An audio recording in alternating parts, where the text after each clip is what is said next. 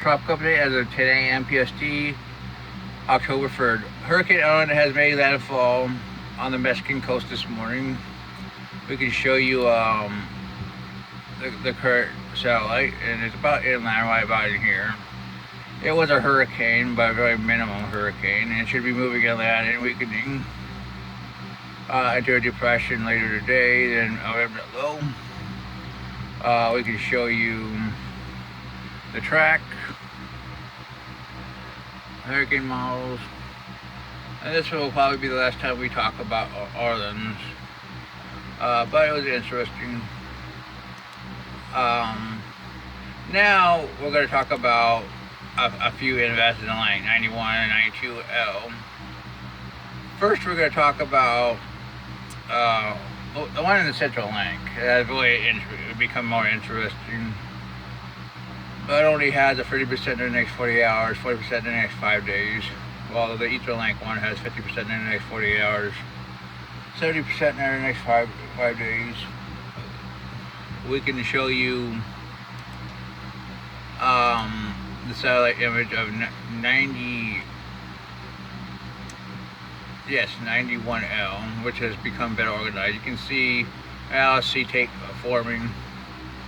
And what surprised me, it became a depression, but it's dealing with shear, so development will be slow, won't be rapid.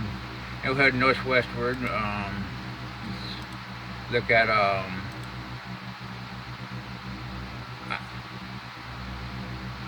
oh yeah, that's 92L. This is 91.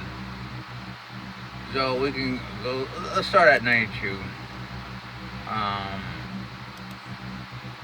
It actually looks better. Has more convection, better LC. Which we always knew would happen because it had better shorter term support. Heads northwestward. Intensity models. D-ship turns into tropical storm. IVCN takes it to tropical storm. It has some model support in the next 48 hours to become a tropical cyclone. But later on, the system that is interesting is 91L. I mean, right here in the Central Link, about 52.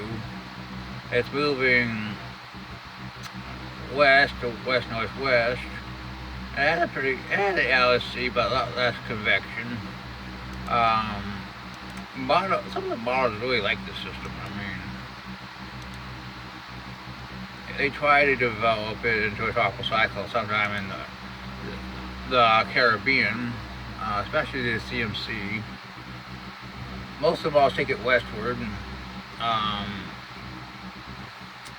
CFS neighbors actually show strengthening after 96 hours south of Haiti, which is kind of similar to iron.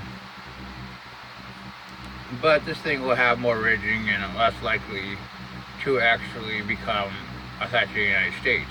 So it's more of a Central American area of interest. Some of the hurricane models showed definitely strong indications for a tropical storm, maybe a minimum hurricane. Now let's look at the GFS. Here's 91, 92, and 91. Let's go ahead in the 48 hours. We got 92,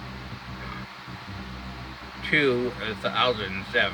Probably a tropical storm by this time. 96 hours. The GFS really doesn't do anything with 91 right now. Even at 96. The 12Z doesn't even develop in the next 5 days.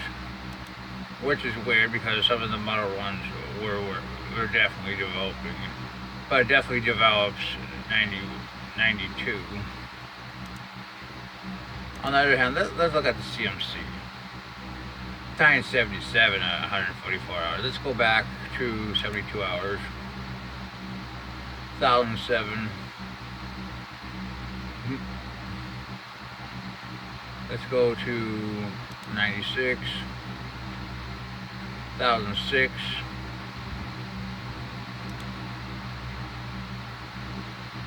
996 south of Jamaica.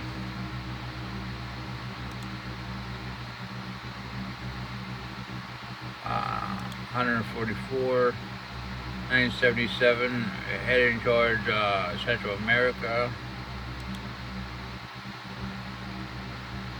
I mean, into Central America, well, the CMC takes it more westward. I mean, becoming even a threat to Bermuda for 92. I mean, wow. The icon pretty much shows the scenario for both systems, but further to the east for 91. We got another system, which has a great chance, and it's in the Eastern Pacific. Let's take a look at it. It's 98E, and it has 80% chance of development. It's that system we've been kind of hinting at. Well, we find LSC convection about a share. It's a depression. Let's just be honest. Let's just be honest.